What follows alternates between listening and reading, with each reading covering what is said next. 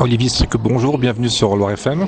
Bonjour Loire FM. Alors avant de vous parler de Venise, le film Sous la neige, Ouais. j'ai envie de vous dire, qu'est-ce que ça fait un Niçois de venir à Saint-Étienne? Alors moi je suis né à Nice, mais il y a pire. Je suis Marseillais.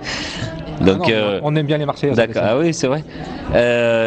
Et ben, ça me fait plaisir. Ça me fait vraiment plaisir. Non, mais au-delà de ça, oui, ça me fait extrêmement plaisir parce que le foot, c'est international. Donc, la ferveur, pour parler de ça, la ferveur foot, moi, ça me passionne complètement. J'adore cette chanson de Biquet 3D sur Johnny Rep. J'adore cette chanson. Ça me donne des frissons à chaque fois. Donc ça m'a fait tout de suite penser à ça en fait d'arriver ici. Surtout que je suis venu une fois, j'ai joué à côté de Saint-Étienne. Je crois pas avoir joué à Saint-Étienne au théâtre, mais c'était à côté de Saint-Étienne. Et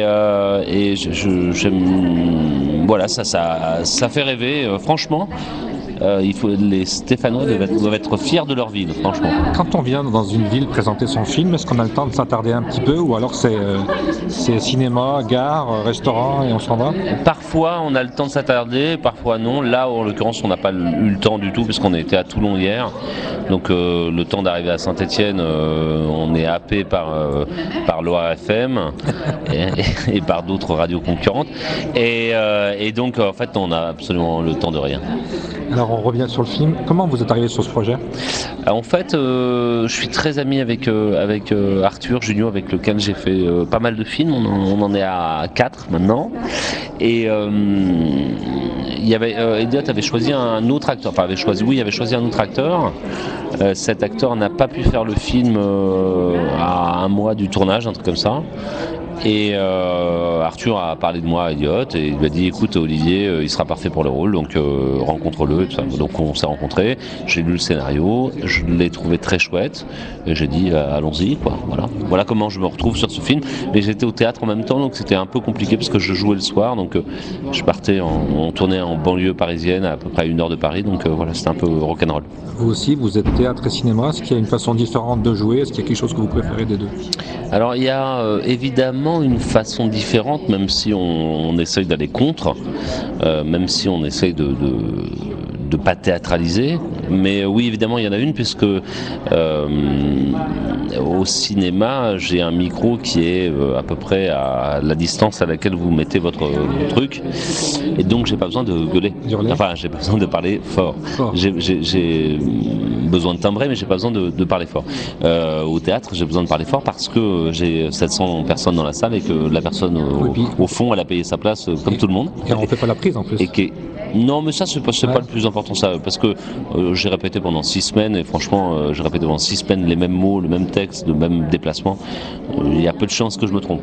Mais par contre oui tout le monde a besoin de m'entendre, donc voilà, c'est un réglage entre que tout le monde nous entende et que quand même on garde quelque chose de relativement, alors naturaliste, je sais pas si c'est le mot, mais en tout cas quelque chose qui puisse toucher les gens et parler aux gens un peu comme ça en direct. Le cinéma, étrangement, je trouve que le cinéma est plus un travail d'équipe. Même si c'est l'image de l'acteur qu'on voit à l'écran, même si c'est sa gueule, je trouve c'est plus un travail d'équipe. Il y a quelqu'un qui pousse la caméra, il y a quelqu'un qui vous met une perche au-dessus, bon voilà, tout ça, si ça merde, on arrête la prise et on recommence. Au théâtre, ça dépend, vous êtes au centre de l'histoire, si vous avez envie de vous déplacer à droite, vous déplacez à droite, si vous avez envie de vous arrêter, et c'est vous qui êtes le centre de l'histoire et tout dépend de vous et voilà. Donc c'est un peu plus, presque, j'allais dire, égocentrique le théâtre. Venise sous la neige sort le 17 mai. Qu'est-ce que vous avez envie de dire aux Stéphanois pour les inviter à venir voir ce film à Saint-Étienne? Que s'ils ont envie de passer une bonne soirée, une bonne journée, un bon moment, je pense qu'ils peuvent venir voir la pièce. La pièce de théâtre en elle-même est un succès, elle a été jouée pendant 10 ans, elle a fait beaucoup rire, elle a fait le tour de la France et le tour de l'Europe et du monde. C'est un gage évidemment de qualité et d'humour, donc je crois que nous on respecte respecte ça aussi dans le film. Enfin, Elliot Kovrigaru, le réalisateur, respecte ça.